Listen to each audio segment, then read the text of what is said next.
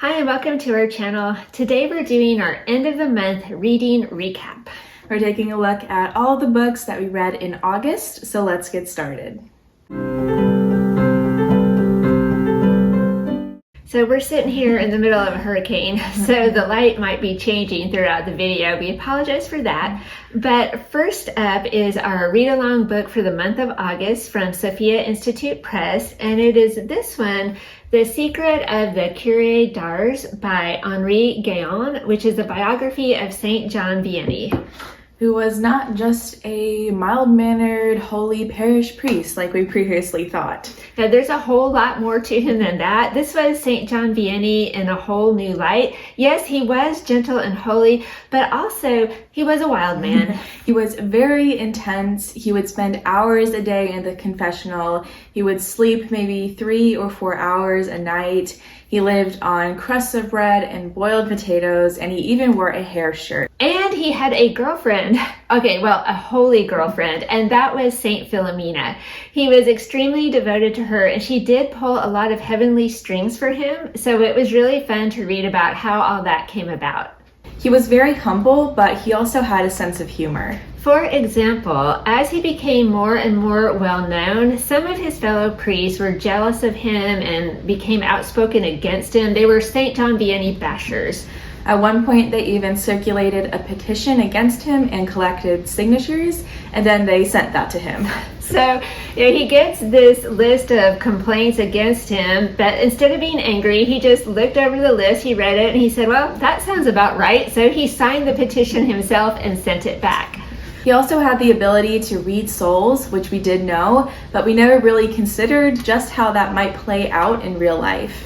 So sometimes he would be sitting in the confessional and someone out on the street who was in dire need of confession would pass by, and he would just jump out of the confessional and chase that person down.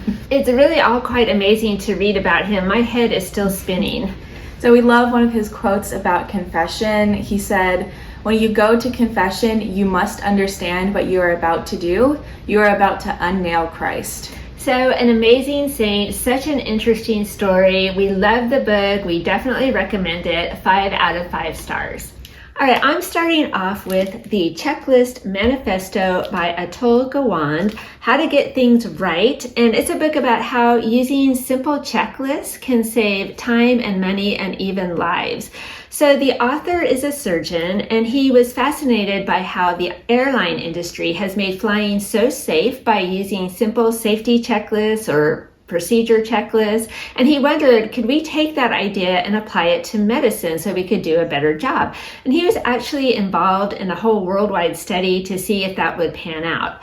So having read the whole book, I would say I have mixed feelings about it. Number one, it made me feel really good about flying because the airline industry does everything humanly possible to make sure that flying is safe.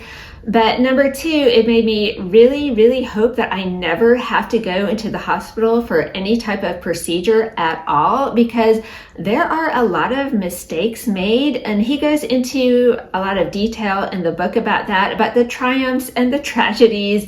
And as a science person myself, that was very interesting to read, but it also made me really angry. For instance, one of the things on his simple checklist was that in the operating room, everyone in the room has to go around and say who they are, what their name is, and why they are there. Because if they didn't do that, then they might all just be in the operating room and not know each other's names, or not know, like, why are you here? I don't know. I don't even know who you are. I mean, that doesn't foster teamwork or good results. I'll just say that. So again, this was hard for me to get through. I had to keep putting it down and say, okay, calm down, and then just pick it up and read it again. I sincerely hope that the medical industry will adopt checklists. That's all I'm saying. So I'm giving it 4 out of 5 stars. It was interesting. It was well written. It was just a little bit hard to get through. So my first book today is Shady Hollow by Juno Black. So I first saw this book in a YouTube video, so it was kind of on my radar for a couple of months, but the library didn't have the book and I didn't want to buy the book. So I eventually asked the library to buy the book. So it's been a little bit of a process to get my hands on it, but I am so glad I finally did because I really did love this book. So it is basically a cozy murder mystery where all of the characters are animals who all live in this small town together called Shady Hollow. So yes, there is a moose who runs a coffee shop right next to the bookstore. It is all cute and cozy, all different things like that. So Shady Hollow is a very happy place until one day one of the residents turns up dead in the pond. And we follow Vera, who is a fox, who's an investigative reporter, as she looks into this case and tries to help the police, who don't really know what they're doing with a murder because they don't do this stuff often. So it's kind of funny, but it's also really cute at the same time. So one thing I loved about this book is that the characters are given these human issues to deal with, I guess. They're complex and they have different backstories that we can learn about, which I feel like doesn't always happen with animal characters. So that was something I appreciated, and it kept me coming back to the story, not only to see where the mystery was going, but also to learn more about all the different creatures that we meet along the way. So this book is part of a series, and I definitely will be continuing it, especially into the fall where like the cozy mystery vibes just all come to life. So this book was a solid 4 out of 5 stars for me, and I can't wait to see where it goes next. My next book is The Apostles and Their Times by Mike Aquilina. He takes you back to the early days of the church, and he uses history, archaeology, and scripture to paint a portrait of what life was actually like for the early church. So I always like Mike Aquilina's books because I find that he includes a lot of interesting details, a lot of times things that I never knew about before, and this book is no exception. So I'm just going to share with you a couple of the things that I found interesting. Number one, he talks about the Sadducees and the Pharisees, both groups of Jewish leaders during the time of Jesus. They were both opposed to Jesus's teachings, but it turns out that the Sadducees, we really don't know that much about them because none of their writings have survived. And after the temple was destroyed in Jerusalem in 70 AD, they just kind of faded from history. So not much out there about the Sadducees. Kind of sad. I also enjoyed reading about the Apostle Thomas in this book. The author points out that there is a church tradition or legend that after Jesus died and rose again, he sent the apostles out, and the Apostle Thomas went to India. Well, according to the author, that's not just legend or tradition. Thomas actually did go to India. We have good historical evidence for that. So that made me happy. You know, here's a legend, it's backed up by history, and you go, Thomas, good job. And the last detail I'll share is about the high priest at the temple in Jerusalem. In Jesus's day, the author points out that that wasn't a position that they got based on merit or holiness. It was given out as a favor based on political loyalty. So for that reason, high priests tended to come and go in rapid succession, and the average Jewish person on the street really didn't have a lot of respect for the high priest. So he talks about how both the Apostle Luke and John kind of poke fun at that situation in their Gospels. For instance, in the Gospel of John, he mentions that at the time that Jesus underwent his passion, Caiaphas was high priest that year, meaning like, oh, they come and go so much. So I don't know, I just thought that was funny. It just makes it all seem so much more real and more human. So it's a short book full of fascinating detail, and I'm giving it 4 out of 5 stars. So my last book today is Charting the Course by Leslie Wall. So this is her newest release from back in June, and of course I had to get it. I was very excited for this book to come out, very excited to read it. I read so many of her other books, and I'm a big fan of hers. So this book follows Liz, who is going on a cruise with her dad over winter break. And that sounds fun, but her parents are divorced and she does not have a good relationship with her dad. She is not looking forward to this vacation at all.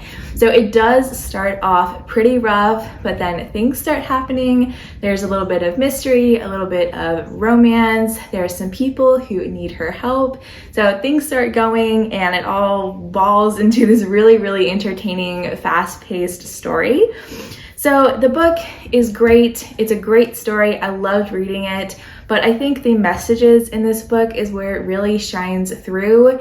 It is a story of forgiveness and finding faith, of moving on, putting past hurts behind you. I think a lot of people will be able to relate in different ways to Liz's story. You know, having divorced parents and living in different homes, how hard that is. It addresses being mad at your parents and not knowing what to do with that and how to move on from it. This book is so much deeper than just like a cruise and a little bit of a fun mystery. There is also a high school class reunion going on for her dad in this book. So it also addresses kind of the cool kid like hierarchy that is found in high schools and how even that kind of transcends into adulthood, because you have like these 40-year-olds who are still holding grudges from high school. And so it's talking about how kind of stupid that is to keep holding on to these things. And so again, that goes on with the theme of how to let things go. So I would 100% recommend this book. It was so good. I'm so glad I read it. And now I can shelve this with all of my other Leslie Wall books and just sit around and wait for her to release the next one. My last book is Elizabeth and Her German Garden, written by Elizabeth van Arnhem, who was a German countess who lived in the 1800s. She was married to a German count, and to escape the stuffiness of German society at the time, she would frequently escape to their country estate. She would scoop up their 3 small children and head out to the garden. They would spend hours outside planting and observing nature. She had a very well-stocked library, so she read a lot, all good things, right? The story has a lot of humor in it because she definitely had a sense of humor, although I will say that some of her stories would be considered politically incorrect nowadays. But still, there are a lot of charming touches in the story. For instance, she doesn't call her children by name. We don't know what their names are. She calls them by their birth month. So she'll say, oh, here comes the April baby, or the May baby did this, or the June baby did that, which I just thought that was a whole lot of fun. We also never learn her husband's name. She tongue-in-cheek kind of calls him the man of wrath. So take that as you will. She also shares some of her tried and true methods for getting rid of house guests who have just overstayed their welcome. So again, a lot of interesting, fun details in this book, a lot about gardening, as the title would suggest. However, I'm not a gardener. I still thoroughly enjoyed it, and I am giving it 4 out of 5 stars. Then I have one last bonus book to share with you, and it is North American Maps for Curious Minds. I found this at the library, and evidently it's part of a series. You can get, different world maps or continent maps, and it's just full of super cool maps. For instance, this map shows you where the most veterans in the United States live. So that's kind of interesting. And then this one shows the amount of daylight in every area of the United States and Canada.